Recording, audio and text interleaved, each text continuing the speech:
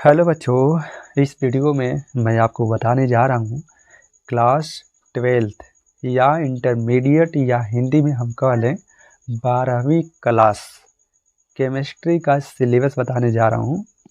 और मैं लाइव हूँ और लाइव में जल्दी जल्दी आप लोग जुड़ जाइए, मतलब सभी लोग एक दूसरे को शेयर कर दीजिए।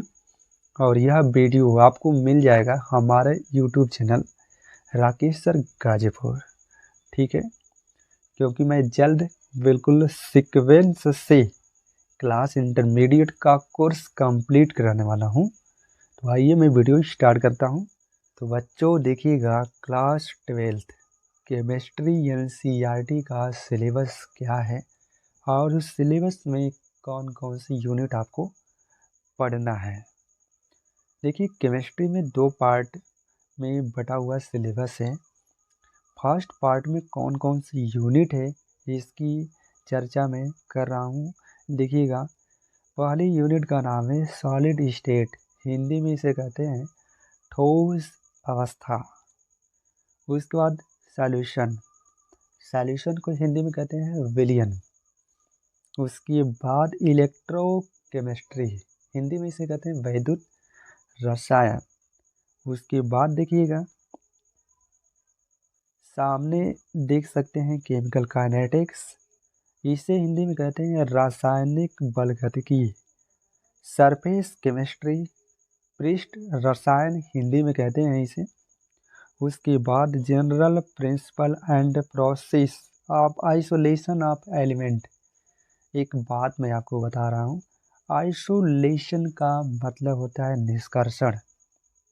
किसी चीज़ को बाहर करना होता है, पृथक करना होता है, तो उसे आप बोलते हैं ना आइसोलेट। तो आइसोलेट का मतलब होता है पृथक्करण। तो तत्वों को किस विधि द्वारा निष्कर्षण किया जाता है, किन किन विधियों द्वारा हम अलग कर सकते हैं, उसकी चर्चा आप इसी वाले चैप्टर में करते हैं, ठीक है, अर्थात आप पढ़ते हैं। उसके बाद the P block element, P block element के बारे में आपको पढ़ना है। देखिए, पी ब्लॉक में कौन कौन सा आपको परिवार या कह सकते हैं फैमिली पढ़ना होता है। पी ब्लॉक के अंतर्गत 13 से लेकर 18 तक ग्रुप या समूह आते हैं, इतना तो आपको पता ही होगा।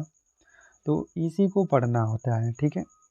बोरॉन फैमिली से लेकर के जीरो फैमिली तक, जिसे आप नोबेल गैस, अक्रिय गैस कहते हैं।